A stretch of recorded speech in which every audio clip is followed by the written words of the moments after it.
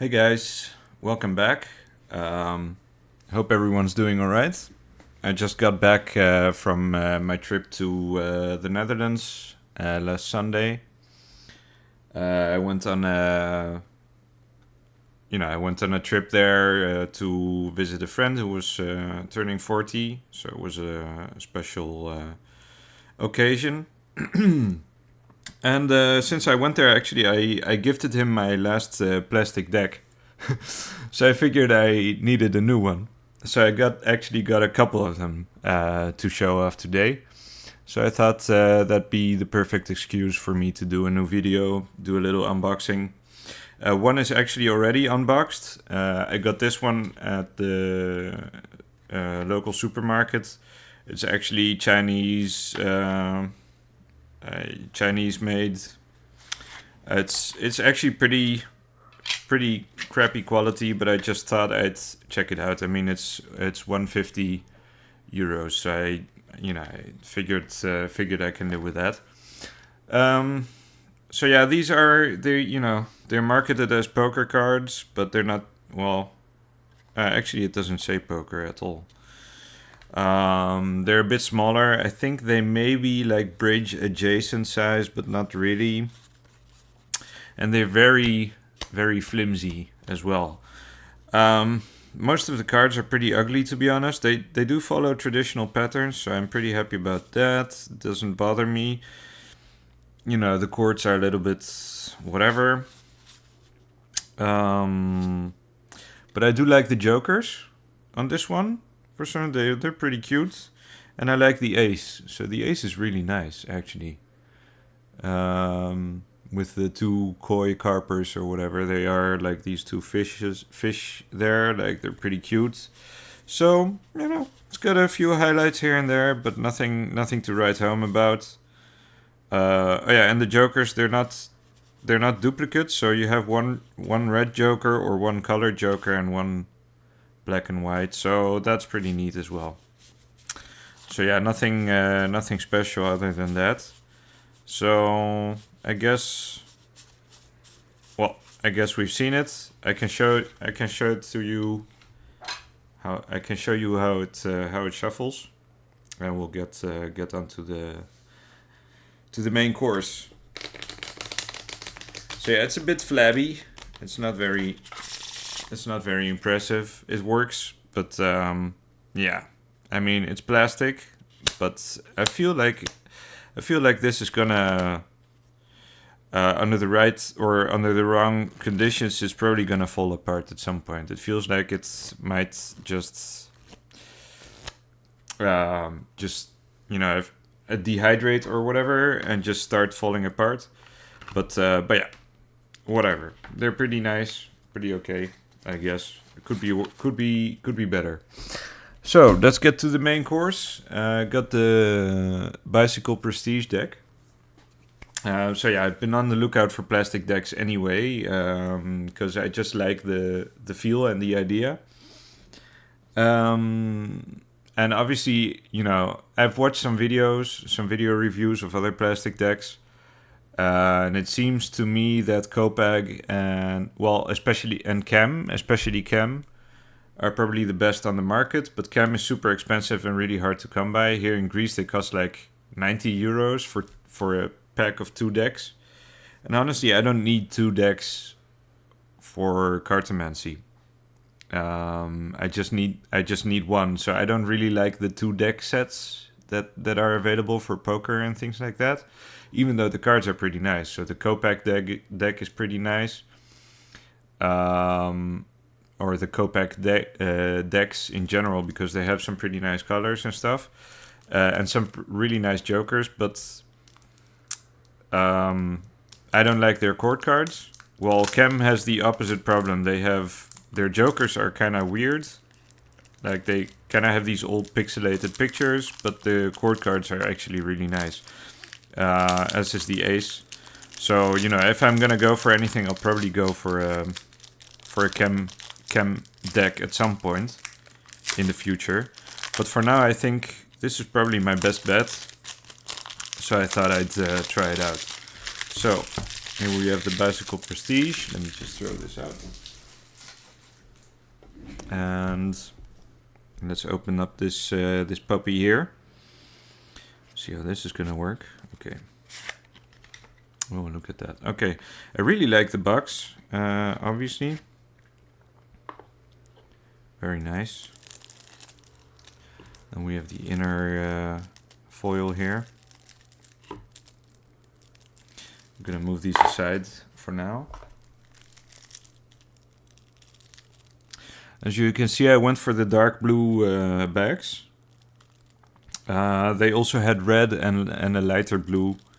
And they also had the, you know, like for some reason, this was the last deck I could find, at least at the retailer where I got it, with this box as well, and with normal indexes. So if I'm not mistaken, this one should be the normal indexes, not the jumbo ones. Because I honestly really dislike the jumbo index cards. Like, if I'm at a casino, it doesn't bother me that much. I actually did go to a casino in Holland on my friend's birthday party.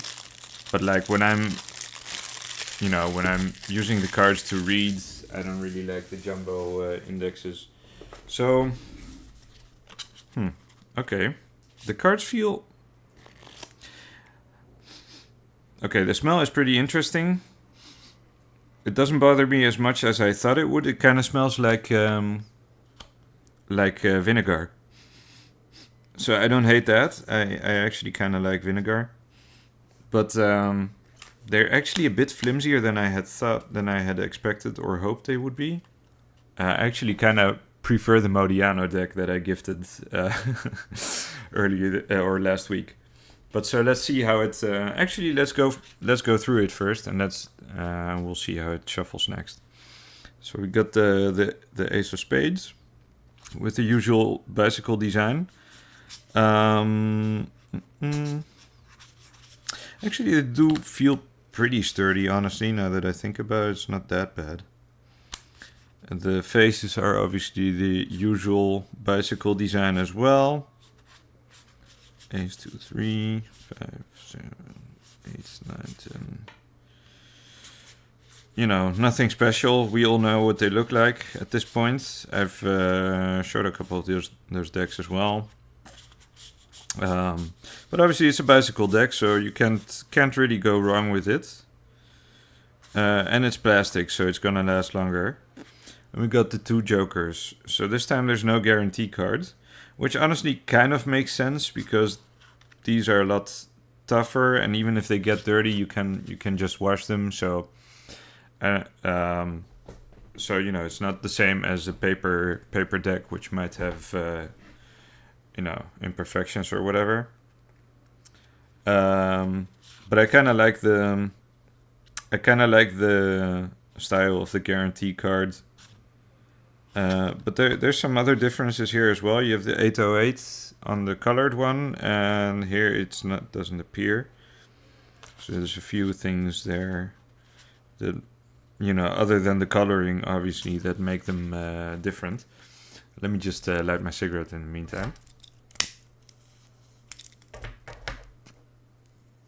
But yeah, there's a few things I was thinking about recently too. Let's see how this shuffles.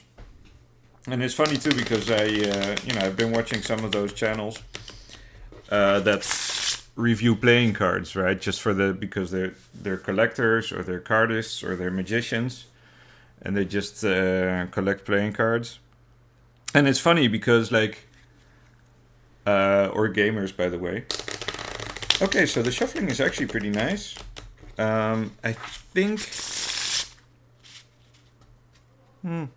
I'm not sure if I prefer the other one. So the other one was a bit thicker, and I might buy a new one at some point, or a different one, because I did like the Modiano one, but I didn't like the European indexing, right? So in Europe we have the numbers on all 4 corners, and I prefer like the diagonal English or American indexing style. But those exist as well, right? So Modiano also makes like English style poker decks, both paper and plastic ones. So it does shuffle really nice, though. I have to say, it does. It's pretty nice. I think the feel is comparable to the Modiano one, but I do think the Modiano one was a bit thicker. Like the cards were a bit thicker. But so the feel is pretty similar. And I actually kind of like the stiffness of these cards. So, because, I was watching some reviews for the chem decks and stuff like that. And they, as far as I've heard, they're a bit more flexible. Ooh, AKA. All right. So yeah, not bad. Okay, the sound is pretty interesting. Doesn't sound too bad. But yeah, it's funny too because I've been watching Digo Dex reviews and things like that, and he made a statement at some point where he was like, yeah, there's like 3 pillars to cards, to playing cards, right? And that's like games, cardists, and magicians, right? And I was like, come on, where are the cartomancers? The cartomancers are if you, and it's funny too, because I was thinking about that recently, because everyone, because you have collectors and they talk about the cards and stuff, and they're, they do, there was a Reddit post a few days ago. There was about how well do you know your bicycle cards, and they were a bunch of questions that basically were asking you to cite all the little trivia that I basically mentioned in my last few videos, like how many of the cards are reversible and how many aren't, and then how many of the court cards are one-eyed or two-eyed, or which direction are they looking, and how many of them have mustaches and stuff like that. So not all of them are as important, in my opinion, although the directions they're looking at are, maybe important. But at the same time, they're mirrored. So they're always looking in both directions. So it doesn't really matter that much. Not as much as it would in Tarot de Marseille, for example. But actually, these types of details about the aesthetics and the design of the cards are even more important to cartomancers, right? Because it's not to fortune tellers, people who read the cards rather than just play with them, so it's I think people are understating the importance of that 4th pillar. I believe there's four pillars. You have gamers, you have magicians, you have cardists, and you have fortune telling, right? And fortune telling is also the most prolific of the 4 in terms of adding new ideas and innovations to the cards, right? You have Lenormand, you have gypsy style oracles, you have tarot, you have all that stuff that the other 3 pillars basically barely do anything with. You could, I mean, to some degree, you could say that gamers, card game enthusiasts, right? And not gamblers necessarily, but people who like to study card games and stuff like that, have a passing interest in tarot, and some of them are more interested in it than others. But that's as far as it goes, right? Well, the real meat of these cards and their design, and what the design could mean, and what why it is the way it is, I think is up to cartomancers to actually explain, or to actually study and expand on. And but the thing is, it needs to be done right as well, I don't think people take fortune telling as seriously, because it has a certain reputation, and it seems especially with playing cards, it seems kind of arbitrary, right? Because everyone has their own system. Some of them are based on tarot, others are based on other methods. Some actually even combine or use a playing card deck to represent other decks, like tarot, or Lenormand, and things like that. But the playing cards themselves, as I've explained multiple times already in my videos, have plenty of stuff to tell us. So yeah, 8JA. So this would be a 19. It could be so it could be a blackjack if I had only drawn these two. So one of the new things that I do is I like to play blackjack as a method for fortune telling, right? So that's one of the new things I'm developing now. I already wrote my poker book, as I will show you once again. So this is my book, The Hand of Fate, a comprehensive guide to unlock the tarot through poker, right? So in this book, I created a method to play poker with tarot cards, and based on the hand that you get, you have a certain reading that comes out. And now I'm trying to do the same with blackjack. And obviously blackjack also works with tarot, because like the highest value card in tarot is 21, right? The world, 21. So you can easily incorporate blackjack into tarot, even though it's a bit more swingy, right? So if you draw like a 16, you might lose in one draw, right? So if I draw two cards, now I've got a 15. Okay, I'm still okay, But like if I drew like a 17, the star, for example, and then maybe got like usually at the casino, if you play blackjack, if you get a 17, you hold. You don't, or you stand. Is the correct term. You don't hit again.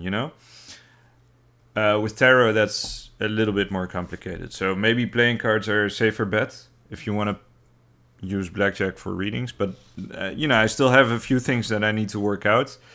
But since the game is so easy, I probably won't write a whole book about it, but I might do a video at some point explaining my method.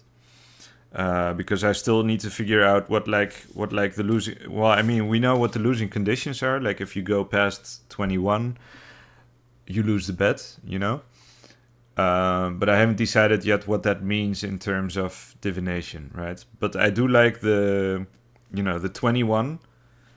idea of blackjack is just really nice because first off, it's a Fibonacci number, and I generally love anything that has to do with Fibonacci. I also created like my own, don't tell anyone, that's a secret chapter by the way, but I created my own Fibonacci hands for the Hand of Fate, which is, it makes sense because the tarot actually has all the Fibonacci numbers up to 21, right? So you can incorporate that into your game or into your divination. And the same goes for playing cards. They go up to 13, right? So if you count all the cards, ace through 10, then the jack is 11, the queen is 12, and the king is 13. And with tarot, that would be then the king would be 14, and the queen would be 13 because you'd have the page and the knight in between. So it works both ways, right? So I really like that idea, and in that sense, blackjack may just be the perfect card game actually, because it's really simple. You only draw like 2 to 3, maybe 4 cards, and you already know what you're gonna get. So let's do a couple more spreads before I close this up. This is gonna be a fairly short video, but I'm actually really happy with this deck. I think I should have gone into the back as well. But yeah, as you can see, the back is just the standard bicycle back, right? And yeah, I mean the cherub on the bike, and then the central wheel. There's a couple of decks that have this other with this wheel, this bicycle wheel with the card stuck in, and I really like that back. So if I really want to get a deck with that back at some point. Now we got a 90. I actually went too far. So normally like this would be as close as I could get now. So if I drew another card, so if I have a 19 at the casino, you're supposed to stand, So I actually shouldn't have drawn the third card. So that's the blackjack method. Basically, that's how now I basically lost. So I don't know what that means. So either that would mean that I went too far, or I need to remove this, or this is by default like a bad card in this case, right? So it could be that could be an interesting take, you know. So even if it's not a reversible card, you could say like the king of clubs, you know, it gets a negative connotation if it goes over 21, right? And then you have to be careful about like I don't know, being like overly ambitious or whatever, you know, something like that. But obviously this whole reading was already kind of iffy. I mean, 10 of clubs doesn't have to be bad. It just indicates a lot of work and thinking. But the 9 of spades obviously has a bad reputation from tarot and things like that. But it's upright, right? It's not upside. It's not reversed in this case. So it could be a good, could be a positive meaning. I'd have to look up my my notes at some point again. But yeah, so that was the Bicycle Prestige deck. I'm really happy with this purchase. I really like the box. I think, like as far as divination goes, I think this might be, you know, if we compare it to this one, to my dragon back, which I mean, obviously as you can see, the tuck is already pretty wasted. The cards are still good, relatively. I mean, they're getting a little bit, you know, of a tan on the line, on the, how do you say, on the edges. But I mean, obviously, it's still just fine, and it works just fine. It's actually got just about the perfect how do you say, like the perfect shuffleability, you know. But they're pretty old, so I didn't want to, you know, I don't want to ruin them. And these cards, on the other hand, you know, I really like the Marquis deck. And I really like its style, you know. I like the quartz and stuff, but it's very soft. It's a lot softer than the Dragonback one. So, and it kind of deforms easy. So now it's kind of bent forward. But like if I bend it this way, you get like this weird like bow in it. And I kind of don't want to ruin these two. You already you know. Already kind of see my fingerprints here, so yeah. You know, I think plastic decks are kind of the way for me, the way to go for me. And I'm, you know, as I said, I'm not a collector per se, so I'm not, you know. But I do think I want to get a few more plastic decks and compare them and see what I like the most. But so far, I mean, this is very nice. Obviously, the advertising is a little bit misleading because they said, like on the description on the website, that it has like a paper-like texture. I mean, I guess, but like I would have preferred, and I've said this before, I would have preferred if they actually made plastic cards with this linen finish. I can't imagine that's not possible, right? It should be something that can be done. So, but yeah, that's my only, and I don't think those exist, right? I don't think there are any plastic cards that actually do have that linen finish, unless I'm missing something. But other than that, I'm actually really happy with this purchase. So yeah. So yeah, that's it for today, guys. If I have anything more insightful, I'll bring it up next time. But yeah, so far pretty happy with my new deck, and I'll see what I can do with it. You know, because the thing is, I may. It's funny actually because like even though, you know, I got this deck to kind of have something else to work with and some different faces to look at and stuff like that, rather than just the old boring Dragonback deck. I mean, I say boring, but it's actually, I mean, at this point, it's like a family heirloom to me, you know? But like, even though, you know, I started using this and trying different things with that and stuff, I do think this one has more just gives me more accurate readings, and I don't know why that is. Maybe it's just the way it shuffles. So I still have to see if the Prestige one is going to be a good replacement. I don't know, because I don't know what the what determines that in my brain. If it's the cards themselves, if it's my way of handling them, if it's the material. So yeah, that's still like an open question. So I might make a review, a revisiting, because I've done that with previous decks as well, right? Sometimes when it's new, you don't really know what to think of it yet, and then a few months later you have some new information and stuff like that, right? I did that with what was it? With